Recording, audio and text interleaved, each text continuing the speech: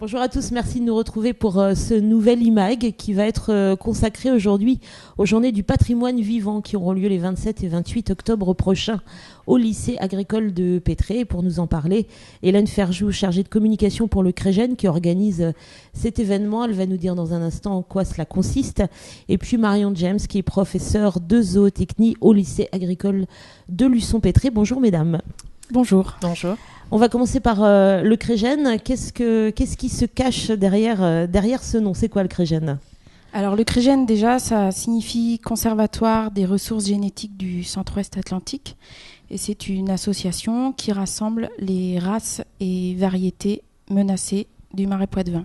Donc on retrouve la vache maraîchine, la chèvre poitevine, les races mulassières du Poitou, la poule de Maran et également le verger conservatoire de Pétré, l'angélique de Niort, plante emblématique du Marais poitevin, et une nouvelle association qui s'appelle Cultivons la biodiversité, qui elle est plus autour des semences paysannes et des légumes anciens.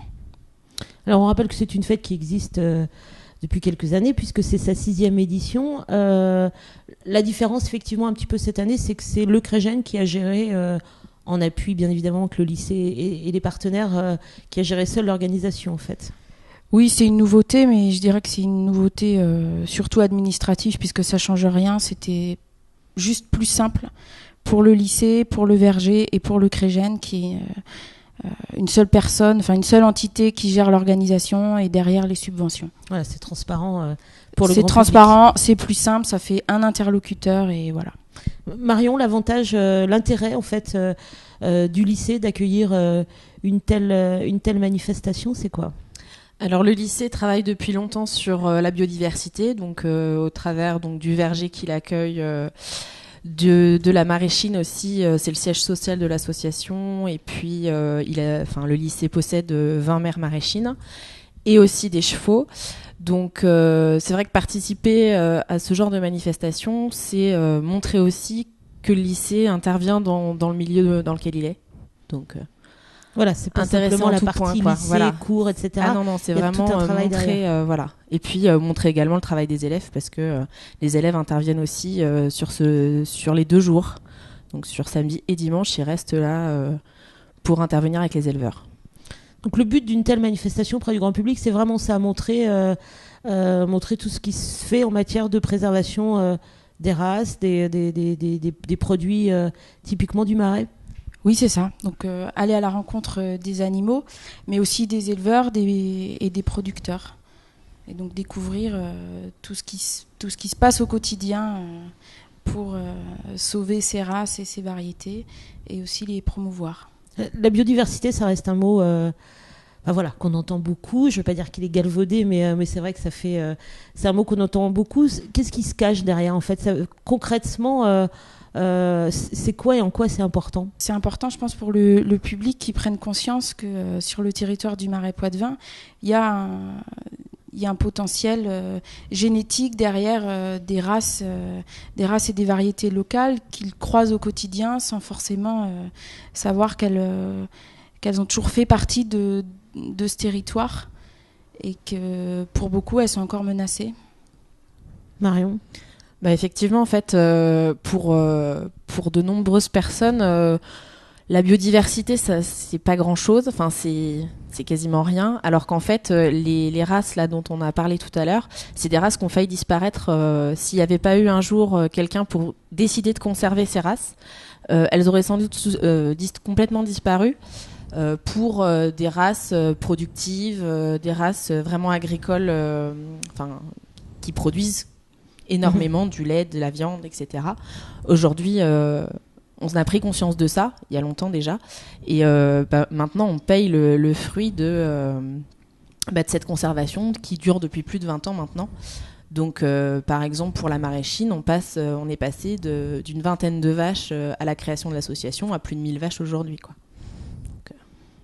Voilà pour la biodiversité. Paris jamais gagné, mais en tout cas en bonne voie. C'est ça. Ça prend bien, et au niveau du public et au niveau des éleveurs, parce que je suppose que c'est aussi là le plus important. C'est porté par les éleveurs de toute façon. Enfin, pour les races bovines, mais aussi pas pour l'angélique, pour toute la biodiversité génétique en fait. Le public est sensible à ce genre de justement de manifestations, de défense de ces races locales, parce que souvent c'est plus facile de signer une pétition pour les ours en Arctique que de se battre pour les vaches du Marais. En général, le public adore. Donc, en plus, c'est des races souvent qu'on ne voit pas. Donc là, par exemple, sur la chèvre ou sur la vache, c'est des vaches qui ont des grandes cornes, qui ont du maquillage autour des yeux, etc. Donc ça, le public adore, contrairement à ce qu'ils voient tous les jours dans les champs, c'est-à-dire une vache noire et blanche ou une vache à viande, quoi. Donc ça, ils adorent en général. Et puis j'ajouterais que ça participe aussi de la tendance. Donc on parlait tout à l'heure de biodiversité, mais aussi tout ce qui est circuit court, environnement, etc. Puisque toutes ces notions sont liées à nos races. Donc le public est assez friand, et tant mieux. Alors, qu'est-ce qu'il verra, le public, pendant ces 2 jours? Il y a un programme très vaste, on va pas pouvoir détailler, mais il y aura quoi? Il y aura quoi? Alors déjà, il y aura beaucoup d'animaux en exposition, donc soit dans des stalles, soit sur la carrière d'animation. Donc ils pourront voir des vaches maraîchines, des chèvres poitevines, des chevaux de trait poitevin, des baudets du Poitou. Le public aime beaucoup aussi en général. Des mules poitevines, beaucoup de volailles aussi, donc poules de Maran, poules de Barbezieux, quelques lapins, des oies. Et puis après, tous les produits du verger conservatoire, donc les pommes, les poires, le jus de pomme, les produits dérivés de l'angélique, et puis donc quelques légumes anciens, des semences paysannes, et puis aussi il pourra goûter à tous ces produits. Ouais, c'est ça, il y a un pôle, on pourra goûter, acheter, voir, c'est vraiment goûter, concret, toucher, voilà. sentir, discuter, voilà, pour une fois, ils auront le droit de tout faire, ou presque.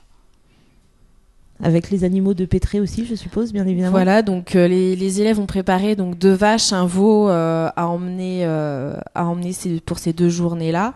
Donc les élèves donc de baccalauréat professionnel conduite et gestion de l'exploitation agricole.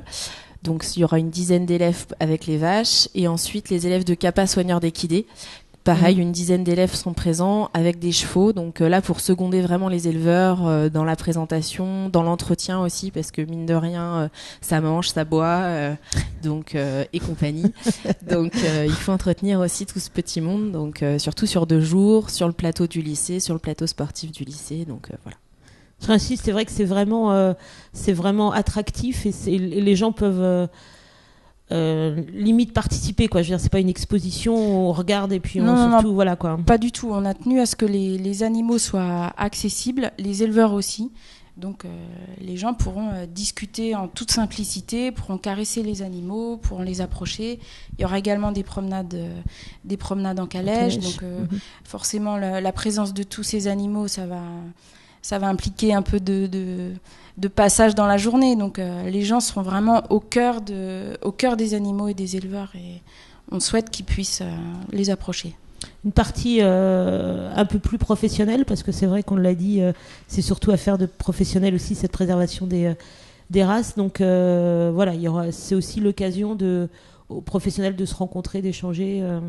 Oui, on va profiter de la mise en place de toute la manifestation et de la synergie qu'elle va créer pour mettre à disposition des éleveurs des installations pour pouvoir se discuter, se rencontrer, signer des statuts, faire des petites choses administratives, mais qui seront facilitées puisque tout le monde sera là, que les animaux seront là, et que ça va se passer dans la bonne humeur. Et il fera beau. Ah oui, il fera beau, évidemment. Voilà. D'un point de vue pratique, alors les gens qui nous regardent, qui nous écoutent, qui ont envie de s'y rendre, on va où? On fait comment? On se gare où? C'est combien?